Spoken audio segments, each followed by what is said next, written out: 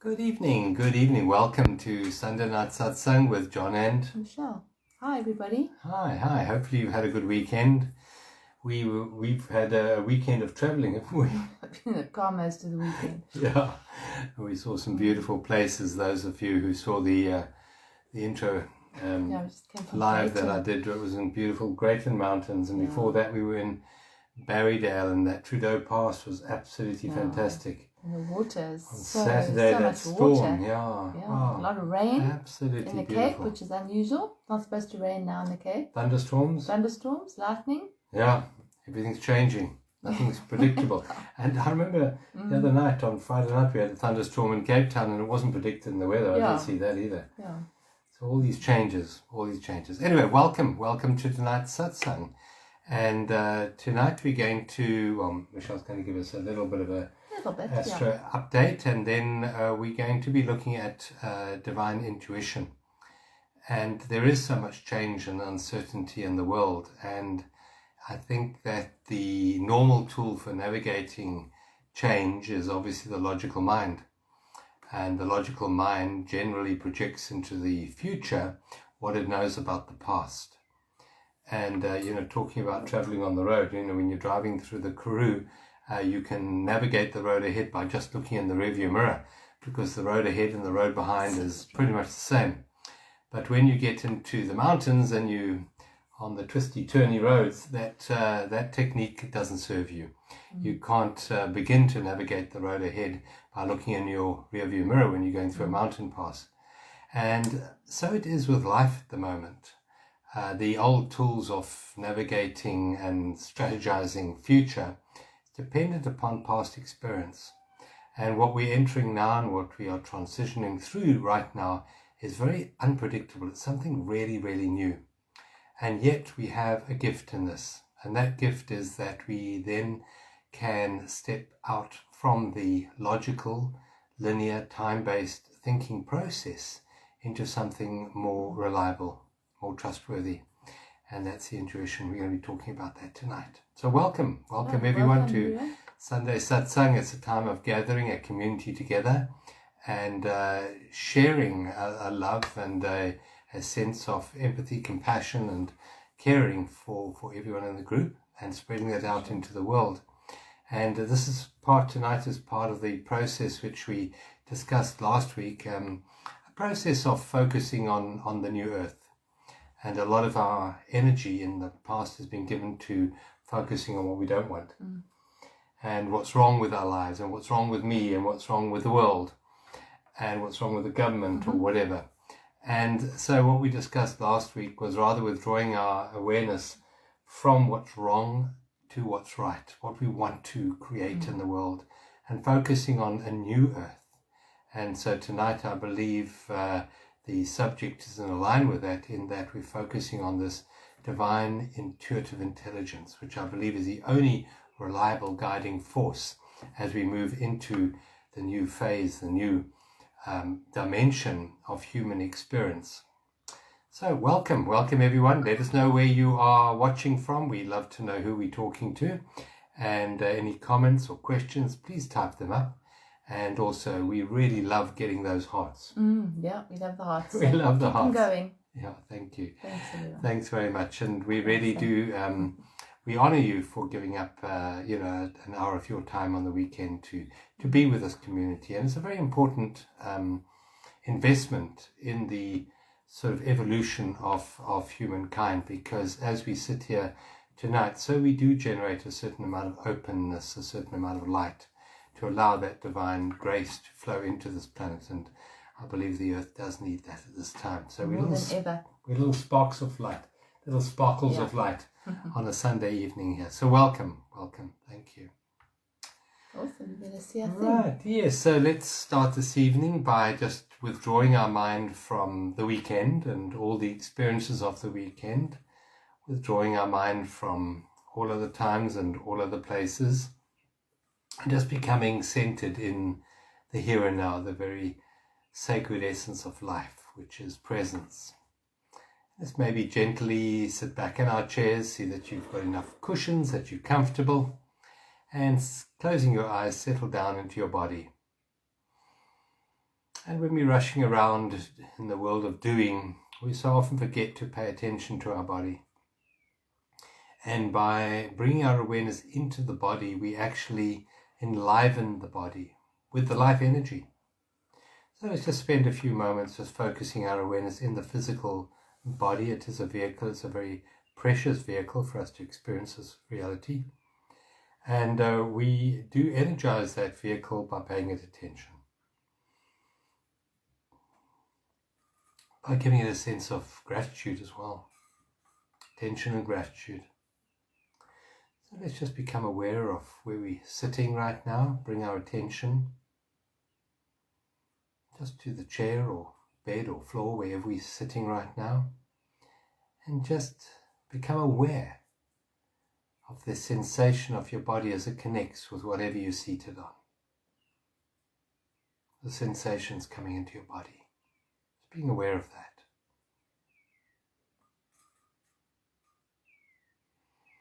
And bring your awareness to your feet. Become aware of your feet right now.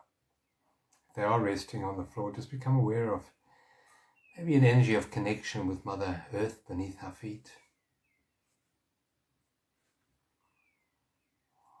Our body becomes healthier when we do something called grounding. That's connecting to the earth beneath our feet. Even just having the awareness of the ground is an opening to this exchange of energy. It's very good to walk barefoot on the ground. Even better, it's good to lie on the ground, connect with the earth. But at this moment, we just honor the earth with our awareness through our feet, saying thank you to Mother Earth for this incredible human experience that we have, with all its ups and all its downs, all its pain and all its joy. It's part of the rich fabric of the human experience, and it is all played out on Mother Earth.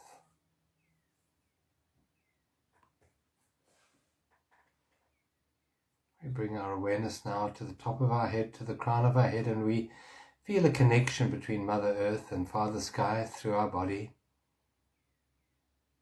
You might like to visualize that Mother Earth is sending an energy up to greet Father Sky through your body, and she's sending an energy pulse up through your feet, up through your legs, up through your torso, and it bursts out the top of your head and maybe sparkles of light. You can visualize that fountain of light. And that is connecting the ether with the earth. And you're this precious, sacred conduit between the two. Between the world of solid matter and the cosmos of energy, swirling energy. Both part of a sacred dance. Now we bring our awareness back to the breath, the breathing.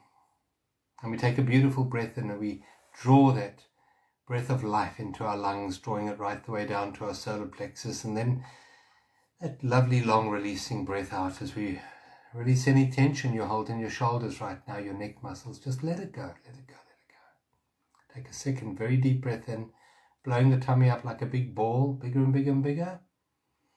And then once again, as you breathe out, you relax your shoulders, sink down deeper into your body, onto the chair or bed or floor. And just release, let go, surrender.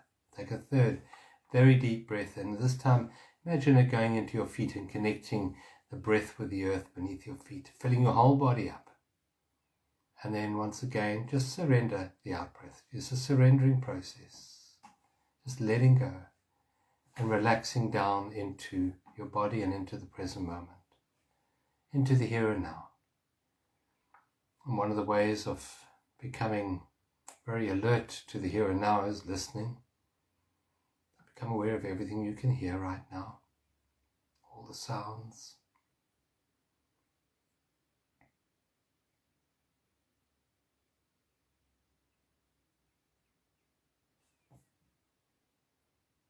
See if you can even hear the beating of your heart in your eardrums, maybe as a slight pulse.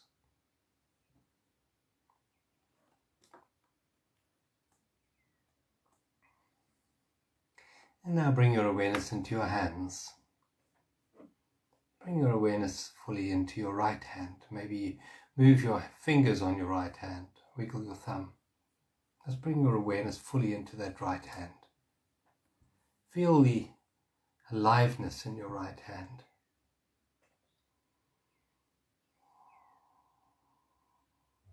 With your eyes closed, just check in with each finger. I know they were there when you looked last, but right now, see if you can see your hand from the inside.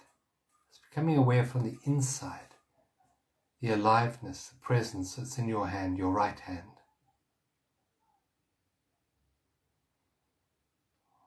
Just check in that it's still there. Each finger is still where it's meant to be. You might possibly even like to say thank you to that right hand for all the work that's done today.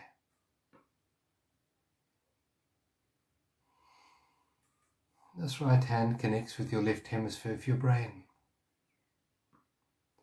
The left hemisphere of your brain tends to be the logical, the linear, the time-based, the orderly. And maybe the right hand sort of reflects some of that in your life.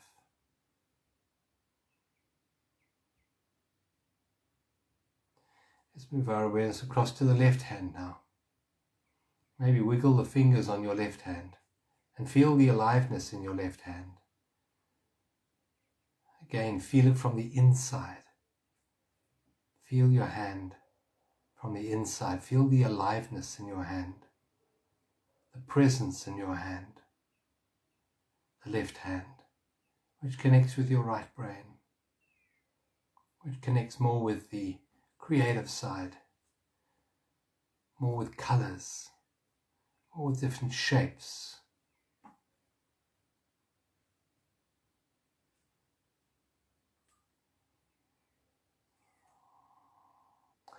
Now I want you to feel, if you can, both of your hands simultaneously from the inside. Feel both of your hands from the inside. Just feel the aliveness in both of your hands simultaneously. And as you do that, just become aware of your left hemisphere of the brain and the right hemisphere of the brain, and just bring them into sync. So now we're feeling both our left hand and our right hand, so we're stimulating both the left hemisphere of the brain and the right hemisphere of the brain. We're aware of both sides of the body. Now if you can, just use your imagination to merge both your hands into a single unit. Just hands. Just hands. Single. Do the same with your mind. Your mind is also becoming one. Your left and right hemisphere are merging into one. So we just have hands now. We just have sensation of hands.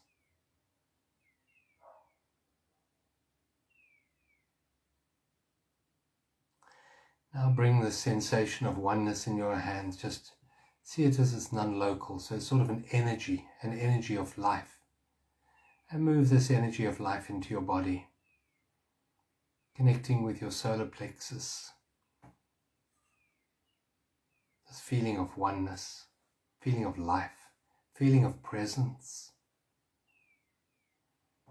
Connect your solar plexus just in your imagination with your heart now, and feel your heart becoming one with life.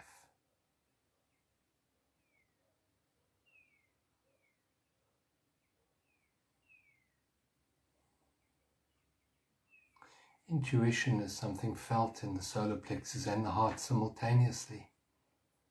It comes in a stillness and a silence.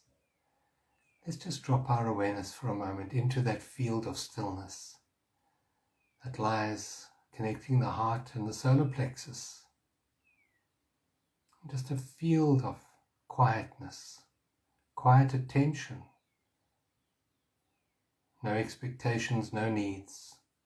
No wants, no desires, just honoring the sacredness of stillness, of quietness in this moment, and feel it within your body.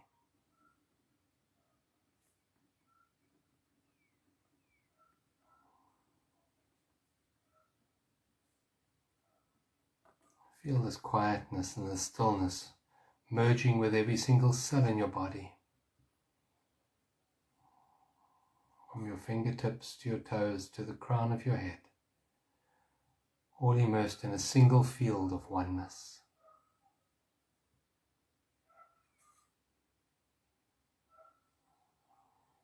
Feel the aliveness in this moment, the sacredness in this moment, and above all the love in this moment. And know this moment to be precious and sacred and beautiful.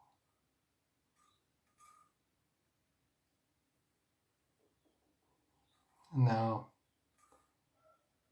gently take a very, very deep breath into your body, drawing this breath of life into your body, deep down into your solar plexus, up to the top of your head, and that beautiful long releasing breath out.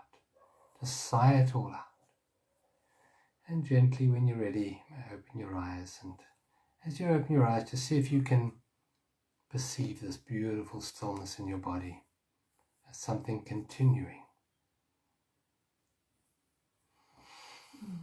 Thank you. That was lovely. Thank you. John. Yeah. Yeah, beautiful. How do you feel now? You feel a bit more quiet, a bit more connected, a bit more intuitive, maybe even. That's beautiful. Yeah. And right now, as a group, as a community, we're very much connected, because when we go into that stillness, we all connect. Because in stillness there is being, and that's in truth who we really are, as being. And we amplify that awareness of being, and that is love, that is light. Yeah. Beautiful. Thank you for being with us tonight. Thank you. Thank you. So there's not a lot to talk about right now, astrologically, because we've got a new moon coming up, but we're not there yet. So the one thing is in keeping with the theme is that we've entered Sagittarius season. So we've got Sun and Mercury in Sagittarius. And Sagittarius is known as the sign of the seeker, but it's also very closely aligned with intuition, which is the desire to, or the ability to actually think in a bigger picture, broader, to get a broader perspective, and to see things from a higher kind of perspective than just from the logical, rational, left, right, busy mind. So that's what we're going to be focusing on, simply because that's kind of the energy of this time. So this is the time of the year where we can actually really connect in with the intuition, where it just happens kind of at a higher level. And we got something sent to us earlier, which was just so lovely. It was so well written. It was from Evie. From Evie. I don't know if you're watching, Evie, but if you are, thank you for sending it. It's on our Inner Space group. It's really nice as an intro for today. So I'm going to read it again for those of you who haven't read it. It's by a guy called Bendino, I think, is it? Yeah, Bentino Massaro. You might have heard of him. Quite a young chap as far as I remember. Since recently a new version of an ancient assignment has streamed into the ethers for those who have the eyes to see and the hearts to listen. They shall be withdrawn together from all over, as if by magnetic filaments tugging repeatedly at our hearts. They will be inspired away from their familiar shelters, toxic relations, and stagnant environments by a force so compelling and high that before long nothing else seems to contain enough significance to maintain. They who accept their newly magnetized hearts and allow their minds and bodies to follow will shepherd a new earth into being, for those yet to come and for those yet to reveal themselves. Build it, and they who are ready will come, they said. You'll find a flood of support from every direction and law of creation. Years will compress into weeks, months into days. Hours worth of work will be accomplished in seconds. The impossible will be made easy and your choices obvious. All that's required is the letting go of all that prepared you for this. It's a biggie. You call it your present reality. We call it the past. Trust the acceleration and do not overthink. Go with the rapids. The butterfly's ways and environment are inconceivable to the caterpillar, yet it follows its inherent impulse to become one. Be crazy like that. Dare to dream it into being without reason or logic, and it shall be there, free from reason or logic. You call it magic, we know it as creation.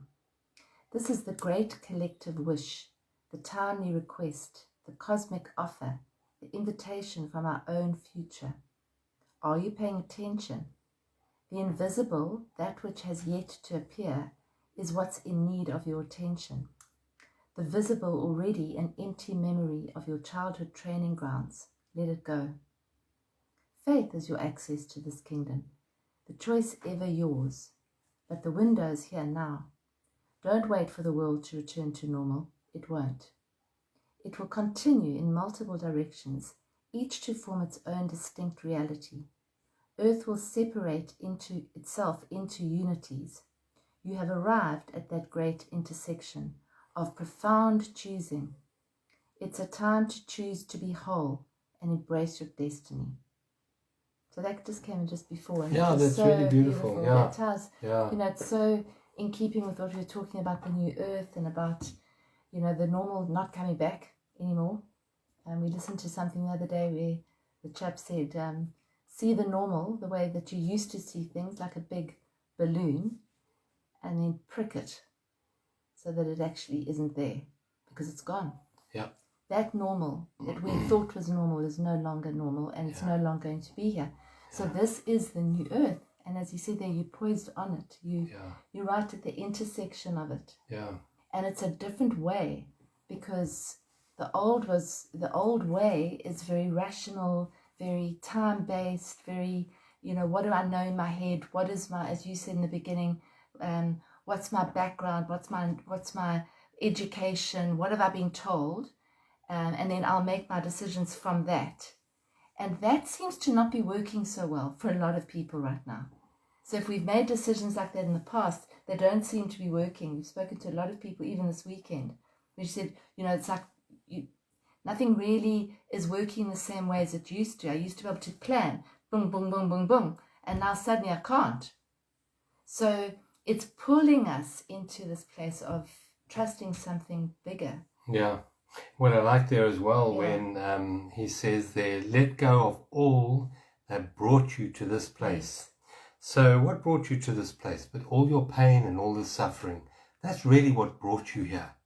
Let go of that, he says. That's not who you are. It's just something that squeezed you enough to bring you to this place of saying there must be something better. There must be a better way of living our lives. And so, yes, you honor your past, you honor your pain, you honor your suffering, but you don't hold on to it. You release it. And you release it with a quiet, beautiful anticipation for the newness that's being born within you and within the world around you. And that's quite a powerful message. And I think it is a strong theme to let go, isn't it? Yeah. Letting go. Letting go. That's really what's powerful at the moment.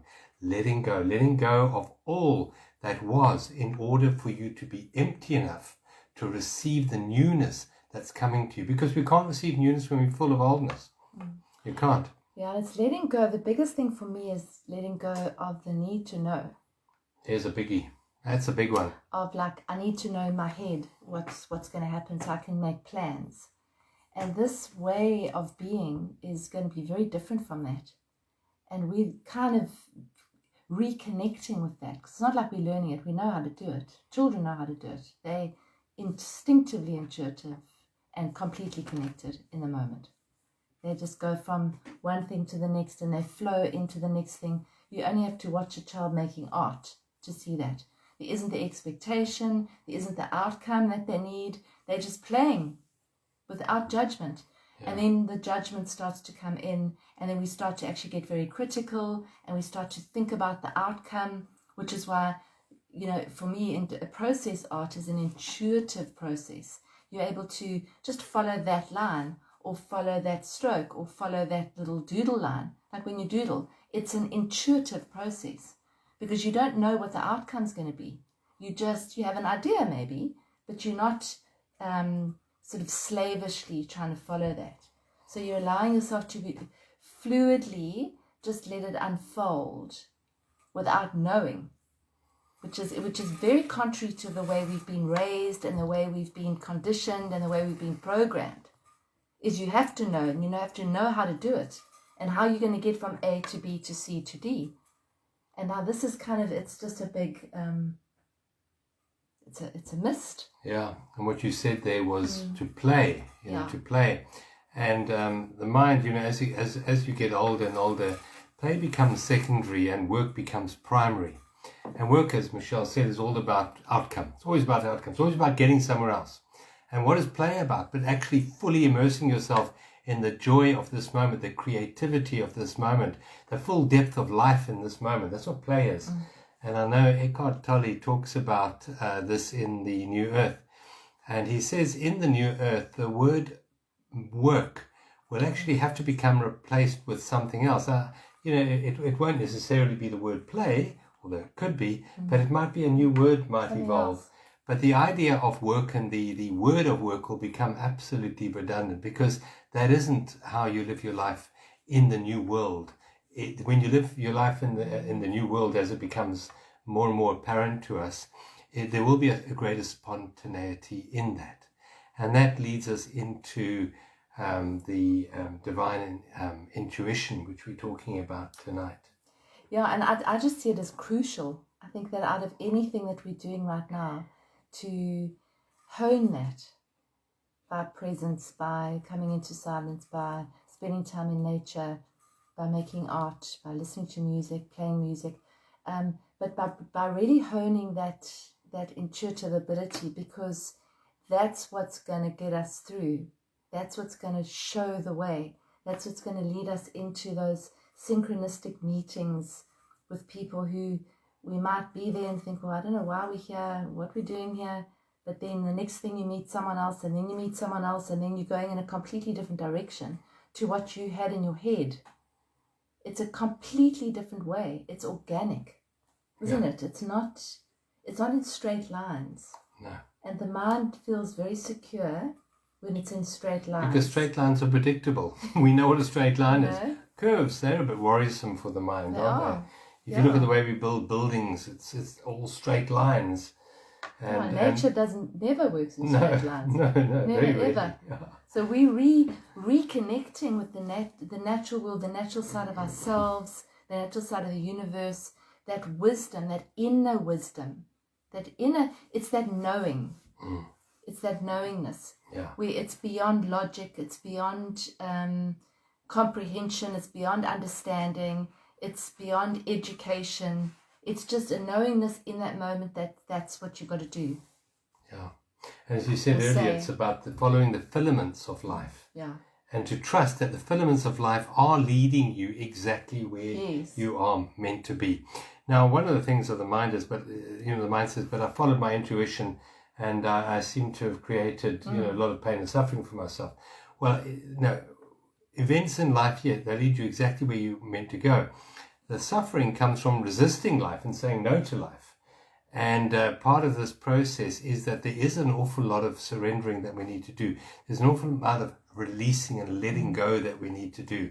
And sometimes that is painful. I mean, if we look at Michelle with losing all your stuff in the riots in Natal, that's a painful process to lose everything you've accumulated in your life in a weekend of violence. But again, that is it might be very uncomfortable to do that, but it is also part of the liberation.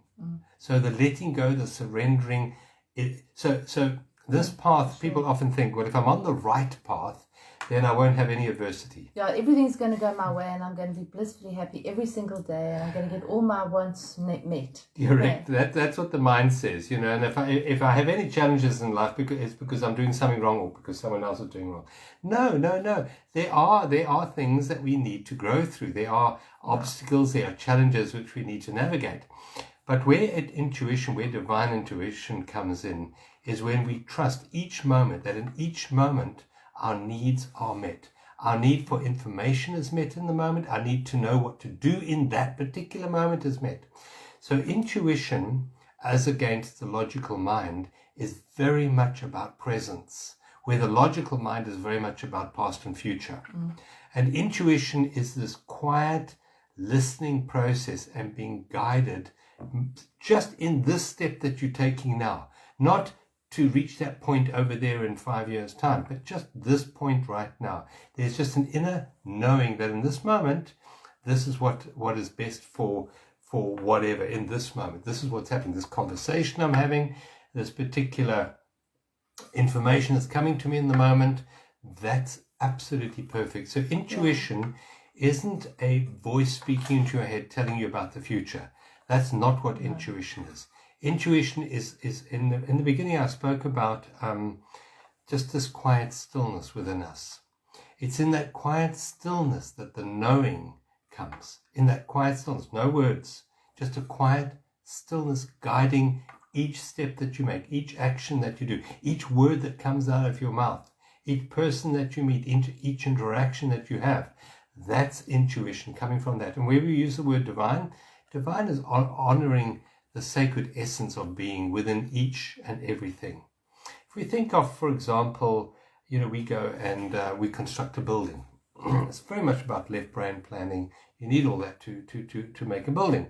And then obviously what you need to do is plan how much rental you're going to charge or how much you're going to sell each unit for. And it's a process of control and manipulation to get your needs met.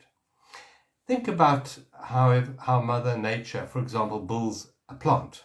She builds it very differently to that process. Very, very differently. And the plant doesn't, as Michelle mentioned earlier, doesn't really have straight lines. It doesn't have precise predictability in that plant. It's an organic thing. This is what you used earlier, the word organic. A plant organically grows.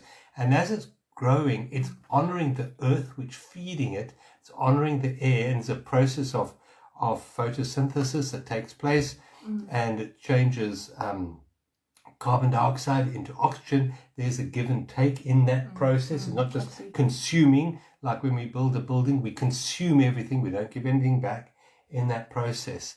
And then the plant, for example, is growing, and part of its purpose is actually to be eaten, maybe eaten by an animal or eaten by a human. And that is part of its purpose, is to be destroyed. Part of that is to be transformed and to give something else life. So it's all part of a very organic process, but not limited to the plant. And I suggest that this divine intuitive intelligence is when we start to trust this organic process of life, where you start to see yourself as part of a much bigger process, a much bigger tapestry of life.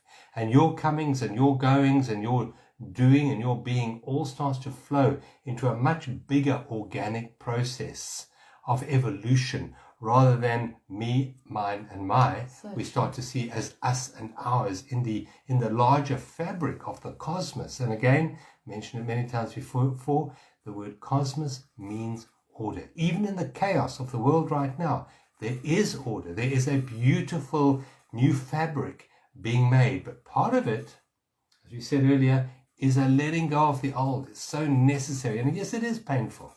The Hopis had that poem, There is a River, and it's flowing very fast. Let go of the shore. Let go of the shore and push off into the middle of the river. Those who cling to the shore, they will suffer. That was the Hopi prediction. Those who cling on to predictability and the old ways will suffer. Rather release the shore, push off into the middle of the river, and see who's with you now. And we were talking about it earlier, about new communities forming. Yes, some friends are falling away, but then there are new souls coming into awareness, new soul groups being formed right now. I think what you said there was also so valid, that this isn't about us. It's not about me, and it's not about John. It's much bigger than that. This is a transformation of collective consciousness. It's much bigger. So when we find ourselves in a situation which might not be something we planned, or we might not be getting what we think we need to be getting from the situation, well, probably we're just there because we need to speak to that one person, or we needed there for whatever reason. And that's the organic kind of process of it, that you land up speaking to someone and you think, not sure what that was about, but you have no idea what that conversation may give rise to in that other person, or what the ripple effect might be in that. And I think we've got to be able to see ourselves more as collective beings, that we are not separate, and that we are really feeding into a new earth together. Is that what the New World Order intended? No, I don't think so. I think so. I think that's a whole new ball game. Yeah. I think that's from my understanding, Barbara, that is more totalitarian control. So it's New Earth is very different from the New World Order. That New World Order is more about totalitarian control. We're talking about the opposite, actually, where we actually are on an even level. There is no top-down enforcement. So you actually start to work as an organism, like nature does. So you work together. You support each other. You support the collective. We were just talking today. We're having breakfast, and I don't know how we got into the subject of vultures. Oh yeah, we're talking about the vultures. And you know how vultures are often seen as hideous looking birds that just, you know, hang around waiting for something to die. But I was just saying, you know, years ago I went to the vulture sanctuary in Hoedspruit and learnt, to my incredible amazement actually, the hierarchy of the vultures. And there's this pecking order, and that's the collective. So they're not working on their own. So when you're sitting watching vultures circling and on trees and stuff, what they're actually doing is waiting for their turn, and they're working together. So the first vulture is the vulture that's got the beak that can actually penetrate the skin. And if that vulture is made extinct, then none of the other vultures will actually be able to eat, because it's up to that one to get in. And then they've all got their little beaks that actually go in and do their specific job on that carcass. And that's part of the ecology of that system. It needs to happen. So if one is working only for themselves, that whole system collapses. And unfortunately, that's what mankind does. We work for ourselves. This is mine, and I need to do this for me. I don't care about you. And that's where the collapses come. So I see it as the opposite of that, actually. Yeah. There's a system, if one goes back and looks at it with new eyes, called anarchy. And I know we've been programmed to believe that anarchy is chaos. It's terrible. It doesn't work. It's untenable. But in fact, if you look at the roots of anarchy, what it is, that's an organic way. There's an intelligence that comes through human beings without any top-down control. That gets things done better than when you've got this top-down control. And I remember reading something about how the people were evacuated after the 9/11 incidents across the river. And it was done very organically. That was done in anarchy. There was no control. There was no central controlling body, but everyone did what they needed to do. And it was amazing how millions of people were taken across the river in perfect harmony. I mean, without the screaming and shouting that you see in Hollywood movies. It happened organically. Yeah. So anarchy is something that when we tap into that sort of like the greater mind, the greater benefit of all concerned. And so that is how nature works. Nature, yes, each vulture is going and doing what he wants to do or what he thinks he does, but he's part of a greater system. Absolutely. And there's a respect for that. And there's a respect for that. And I think as human beings, we can learn to listen, to become quiet, because most of us, we pray a lot. We pray as an act of projection of trying to get our needs met. We're praying, asking. Meditation, on the other hand, is becoming quiet and listening. And intuition is just going into that quiet space and just knowing that in each and every moment, the right action will arise through you. So it's a combination of, you got prayer, you got meditation, but the actual active ingredients, that is when you listen to that quiet, intuitive knowing, and it's always about presence. Intuition is not about future. It's always about what needs to happen in this moment. Yeah, and it might not, if you're wanting an answer on something, or you're wanting an answer to a problem that you have, or you want to be guided on a solution, I think it's not to be attached to that. So you don't go into presence with the expectation that I'm now going to get the answer to my issue, because then you're right back into polarity and expectation. So if you can go into presence and ask for the answer, if you want to, say, look, I'd really like an answer here, and then you have to let it go. And if the answer's not coming, then it's not meant to be coming. And that's hard again for the ego and the mind to accept, because the mind wants the answer. But the more we pushing for the answer, the more we're resisting and the more polarity we're in. So sometimes it's just a case of just having that as an intention maybe, but holding it again lightly, not grabbing onto it and saying, I went into presence and there's no answers coming. I know. I mean, that's, I find myself saying that. The logical often. Mind again wants to know. Where's my answer? Correct. I want my answer. Yeah.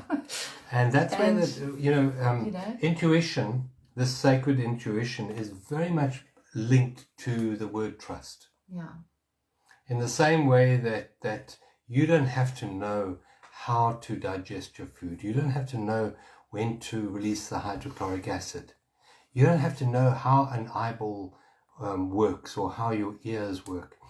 But there's a trust. Yes, there it is. And there's an organic intelligence that flows through each process, bring it into harmony. If you try and control your heartbeat, you will in fact interfere with that organic process. If you try and interfere, which we do with our thoughts and in our body, and we create anxiety and stress, we take our body out of that organic flow, and we create dis-ease in our body. And so part of this process now of stepping into the new earth and allowing that the new consciousness, the Mayans talked about the fifth sun being born, and they also talked about, I think the Hopi Indians talked about the fifth element coming back, ether.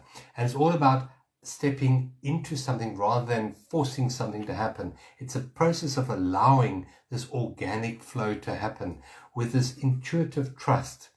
And yes, Barbara mentioned about the new earth has to come about because they were trying to force a new world order. Yes, so there is a greater scheme of things. We can't see the perfection. Yes, people come along and break the old, trying to install something that they want. But in the process, what do? They awaken mankind. I say it's easier to awaken from a nightmare than a comfortable dream. And they've created the nightmare, which actually initiates the process of creating in many, many people, which wasn't necessarily their intention. But that's a part of the flow of this time. Yeah. And it's just so beautiful. And we don't have to worry. We don't have to be anxious, concerned about the future. And Jesus said, look at the lilies of the field. They toil not, nor do they want not. They're not anxious. And yet, he says, King Solomon wasn't dressed so finely as the lilies of the field.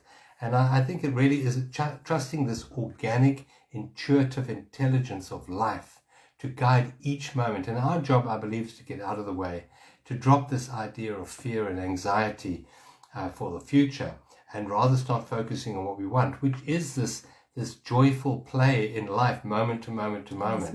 It's this focus on living our lives more community based, more organically, more caring, more compassionately.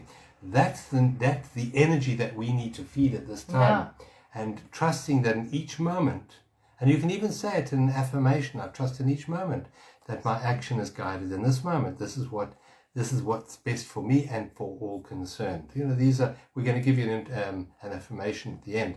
But you just watch your thoughts, because each thought is an affirmation. Yeah. Each thought is an act of creation. And so let's focus on what we want rather than what we don't want. Yeah, it's a very good point, that watch the thoughts, because and what we're saying. Watch what we're saying. Yeah. Watch the words that we're uttering often. Correct. Like, I'm really worried, or I'm really anxious, or so we're just feeding into it and making it bigger.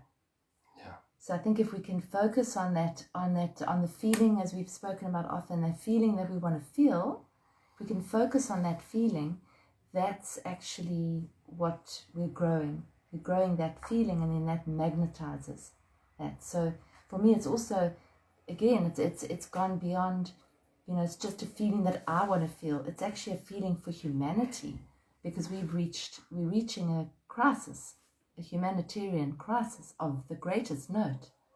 So I think it's really a collective, when you have a feeling of how you want to feel, that's for humanity. It's not just for us. So yeah, and in that word crisis, the Chinese language, they have two symbols that make up the word crisis, and one is danger and the other is opportunity. So yeah, there's danger on the one side. I think the danger is that you spiral down into that control network of fear, and you do things out of fear and control. But the opportunity there is to step out of that old matrix of control and out of fear, being told what to do and what's good for you, and start to listen to this quiet intelligence within us. And I've quoted quite a few times before, because I love this quote from Albert Einstein. Inside us we have a sacred gift. It's called the intuition. We also have a servant called the rational mind. He said we've created a whole society that honors a servant and has forgotten the gift. And I believe that to help us navigate in a sane way through all this chaos and this change, we need to start honoring the sacred gift we have within us. And that sacred gift we align to, we don't create, we align to it in the stillness in our heart. When we become silent and still and quiet, then this intelligence actually works through us to guide each word that we say. It guides each action that we take in the world. And that's the constructing of the new earth. It comes out of that intuitive intelligence, the intelligence that knows more about reality than you can ever know with your rational mind. It's a lot more energized. It's when we're flowing with that intuitive knowing, when we're holes in the flute, so that we're actually allowing something to come through us as opposed to controlling it. It's a much more active, beautiful, flowing. It's a dance. It's a dance. It's a dance. I know. I read something years ago. It was erotic or stagnant, and the stagnant is kind of like one thing and then another thing and another thing. It's kind of erotic because it's you're not quite sure what the next thing is, and it keeps it alive. As opposed to when you come into a teaching situation or into a social situation, and you've got your points that you want to say and what you want to put across in a very linear way. It's very stagnant. It's like watching somebody reading off notes when they're doing a speech. There's no life there. Whereas when you're actually able to just roll with it and improvise and let it come out, it's very exciting. It's exciting for the person generally to listen, and while you're doing it, because you're not quite sure where you're going. It's more enjoyable. So it's more enjoyable. It's a dance. Yeah, it is a dance.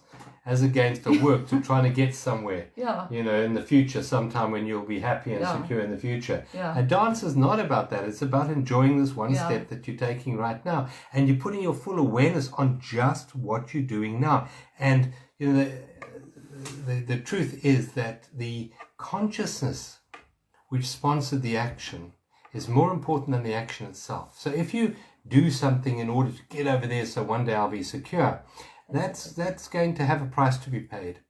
Where when you do something, because it's my greatest joy to do this in this moment, you can have an idea of where you want to go with it, that's great, but you don't make that future outcome, as Michelle said, more important than this moment. And you bring your full awareness and your full love of life in this moment to bear on what you're doing now. You smell the roses, as they say, in this moment, just this moment, here and now. And that is the energy that's giving birth to this new earth. It's that energy of spontaneity, of joy, of connection, community, and most importantly, becoming quiet enough to be guided by that intuition, that sacred intuition. Allow yourself those filaments. I love that. The filaments. Allow those filaments to just guide you. It's really quite exciting when you look at it like that. That we're standing on the edge of something that's brand new. Yeah, it's brand new. It is. Never been done before. Like this. Same way as mentioned the analogy to that caterpillar. You know, the caterpillar has absolutely no idea about a butterfly. Yeah. It doesn't have a clue. No. But it surrenders its old identity. It surrenders the old, and out of that process of chaos, something new is born. It's not something that it controlled at all. No. I mean, even if you look at a seed, an acorn, an acorn's got no idea it's going to grow into a giant old oak tree. No, it doesn't. It's just this little thing inside his casing, which it's got to escape out of. So it's that life force. So it's allowing that just to surrendering to the process, which we don't know what it's going to look like. But one thing to take responsibility for is the consciousness which is sponsoring that transformation. Yes. Is it fear-based or is it love-based? Is it really enjoying this moment, or is it trying to manipulate events and people and things to get its needs met out of a very insecure egoic self? Yeah, and are we making decisions and taking action based on what other people are telling us, or what we believe to be right, what we know to be right? Because there's also a herd mentality, and there's also maybe we'll talk about that next week, but it's about where all people are all moving in one direction, so people will tend to go in that direction because it's easier to be part of the crowd very often. And so I think that we're being called on in that way, many of us, to actually say, no, that's not the direction that I'm going in, whatever that is for each of us. Yeah, and that's got to come from an intuitive place, because it's not a place of head knowledge. No, because the head will tell you to go with everybody else. Yeah, and it's always manipulated. You know, the head can be manipulated. The heart, when you step into presence, is free. And so, just to give you a pointer to how to access your divine intuitive intelligence, it's to know that this intelligence comes to you in the space between your thoughts. And the more you allow that space to open within you in your day-to-day journeying from waking in the morning to sleeping at night, as you allow that space to open up within you, in other words, you start to honor that quiet space between your thinking process, then you're able to be best guided by intuition. So again, intuition, this divine sacred intuition, comes to you in the space between your thoughts. Start to honor that space, that quiet essence of presence throughout the day. Don't wait to do it like once a day or whatever. Do it continually throughout the day. Just honor that quiet space. And you do it by, we've mentioned it before, by smelling the roses, by connecting to nature. You know, if you're sitting in an office, look at a pot plant and just be with that pot plant for a moment. Don't label it. Don't anticipate it, whatever. Don't criticize it, judge it. Just be with it. That beingness opens up the space in your stream of thoughts. And, preferably you can get out into nature itself and surround yourself with nature. It's very easy to get into the space between your thoughts when you're in nature. Yeah, so hopefully you found tonight helpful. If you have enjoyed tonight, please share it, press the share button. And let us know in the comments. And let us know in the comments if you found this helpful. And questions or comments or suggestions, or we're a community. We're a community. All walking each other home, as we say. Yeah. And we love getting the hearts. Thank you for the hearts. You're going to lead us out. Thank you. Michelle will lead us with a beautiful centering meditation to fill our bank account for the week ahead. Right. All right. So let's just take a beautiful deep breath in and a releasing breath out. And now on the in-breath, just allow your tummy to expand. So as you breathe in, you allow your tummy to expand outwards. Bring that breath all the way up, all the way up, all the way up, up, up into the top of your lungs, and then let it all go on the out-breath. All of it, let it all go. And then another beautiful breath in. And then sigh it out. Sigh it out. And as you sigh it out, allow your shoulders to relax.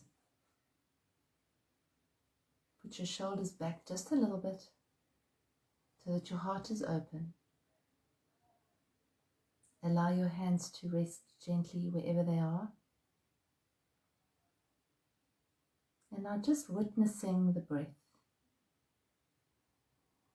as it comes in and as it leaves your body.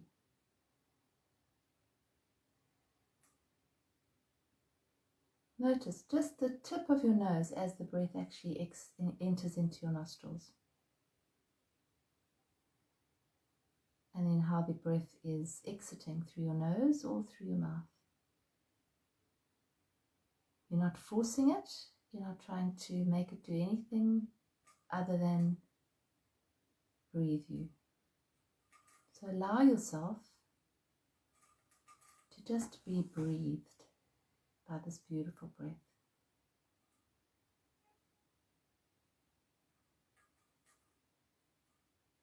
And as you allow yourself to be breathed, just notice, become aware of any thoughts. If a thought arises, just allow it to drift past and then return to your breath or to the tip of your nose.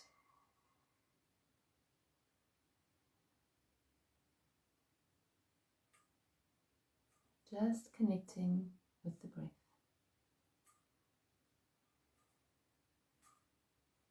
If another thought arises, again, allow it to drift past like a cloud. Without attaching, you're just becoming aware, and then you bring yourself back.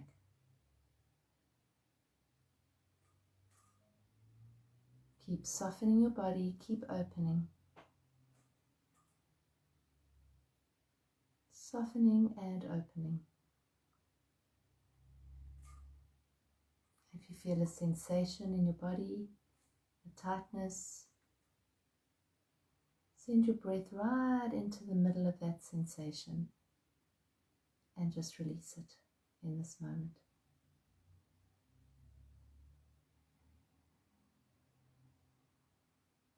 Just feel the presence and the peace.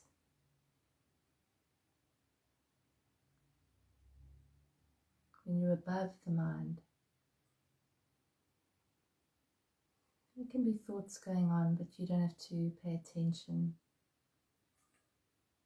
You can just let them be there. A little bit like there was a radio on in a room next door. You're just not focusing on it. It's not important. Just this breath.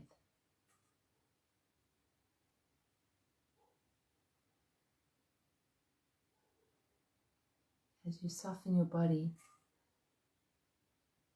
just feel this presence, this peace filling your body.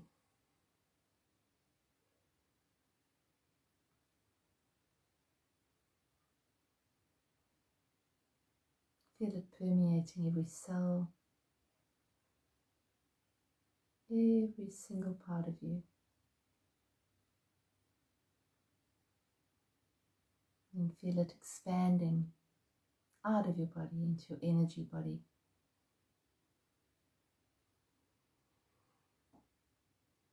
And then into infinite space.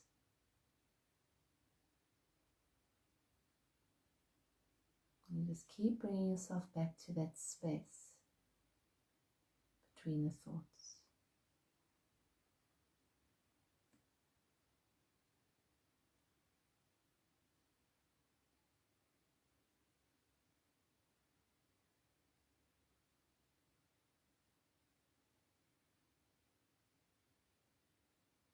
This beautiful, peaceful space.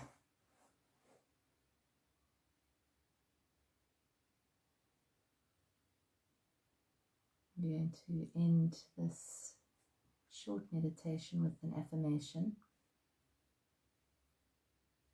Just let these words permeate into your being. I now trust life.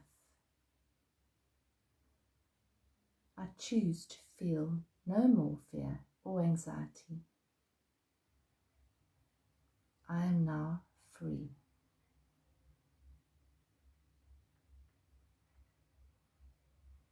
Feel that filling you up. I now trust life. I choose to feel no more fear or anxiety. I am now free.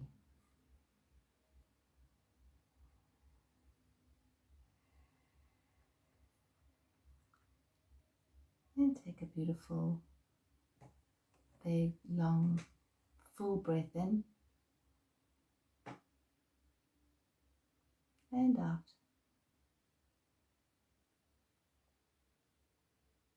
And when you're ready, you can open your eyes, or not, if you don't feel like it.